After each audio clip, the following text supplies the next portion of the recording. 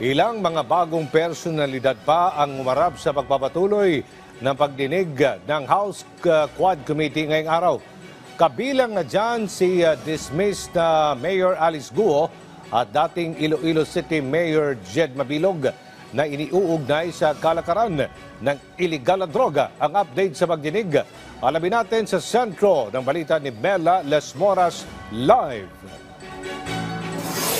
Aljo, dalawang dating alkalde nga ang sentro ng pagpapatuloy ng talakayan ng House Quad Committee dito. At bukod dyan, may iba pang mga personalidad na kasalukuyan ding ini-interpellate ng mga mambabatas.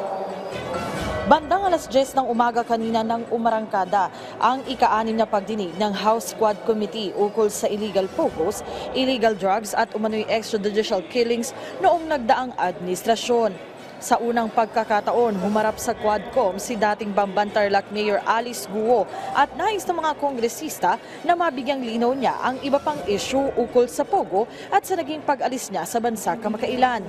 Sa ngayon, inaabangan pa natin ang magiging interpellation ng mga mambabatas dito sa Kamara kay Guo bago ang dating alkalde sumalang naman sa mga katanungan ng mga kongresista ang isa pang bagong personalidad sa Quadcom at isa ring dating alkalde na si dating Iloilo City Mayor Jed Mabilog. Kilala si Mabilog bilang isa sa mga iniuugnay noon ni dating Pangulong Rodrigo Duterte sa iligal na droga. Pero sa talumpati ni Mabilog sa komite, emosyonal niyang inilahad ang mga paghihirap at pagharas umano na naranasan niya noong nagdaraang administrasyon dahil lamang umano sa politika. Mariin din niyang iginiit na hindi siya kailanman nasangkot sa iligal na droga at hindi umano siya nakinabang dito kahit kailan. Sa interpellation, inisisa ng mga kongresista ang background ni Mabilog, gayon din ang karagdagang detalye ng kanyang naging pahayag. Patungkol naman sa pamilya Duterte, sa susunod na pagdinig, inaasahan ang pagdalo ni Davao City 1st District Representative Paulo Duterte, alinsunod sa pagnanais ng mambabatas na makapagtanong din sa mga resource speaker. Matatanda ang noong unang hearing ng Quadcom na dawit din ang pangalan ng kongresista dahil sa umano'y koneksyon niya sa iligal na droga, bagamat mayroon na itong tinanggi ng kanyang kampo. Sa mga puntong ito, balikan natin ang pahayag ng ilang personalidad kanina. Higit sa lahat, panagutin ang mga umaabuso sa kapangyarihan. Sana ang nadanasan naming paghihirap na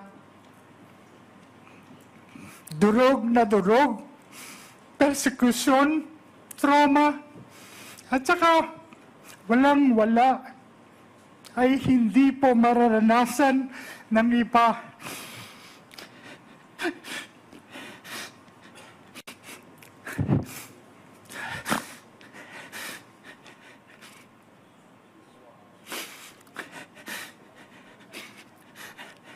At mananaig ang katotohanan at hindi ang pamumulitika o personal na interes ng ilan. Pasensya na po. Maraming salamat po sa Quad Committee dahil 7 taon po. Nahihirap talaga po. Maraming salamat dahil nabigyan niyo po kami, ako, at ang iba pang mga biktima ng pagkakataon na linisin ang aming mga pamahalan at na mga minamahal ko, Ilonggo at yung Iloilo na tinawag po Shabolized. The people of this country deserve nothing less than the truth. And let me assure you that this committee will not be swayed by threats or distractions. Our mission is to uncover the facts and to ensure that those responsible for any wrongdoing are held accountable. Together, we will continue this fight until we finally get to the bottom of these issues. Aljo, sa mga puntong ito ay narito tayo sa holding area para sa mga media na momonitor nitong pagdinig at makikita nyo nga Aljo sa aking likuran ay ngayon kasalukuyan ng sumasalang sa interpellation ng mga mambabatas si dating Mayor Alice Guo. At partikular na tinatanong ng mga mambabatas yung kanyang background at iba pang detalye tungkol nga sa kanyang pamumuhay dito sa Pilipinas. At Aljo, inaasahan natin na hanggang mamayang gabi ay magtatagal itong pagdinig nga tungkol nga dito sa illegal pogos, gayon din sa illegal drugs at umano'y EJK noong nagdaang administrasyon. At mamaya nga abangan din natin yung interpellation ng mga mambabatas sa iba pang personalidad dito. Aljo? Maraming salamat, Mela Lesmoras.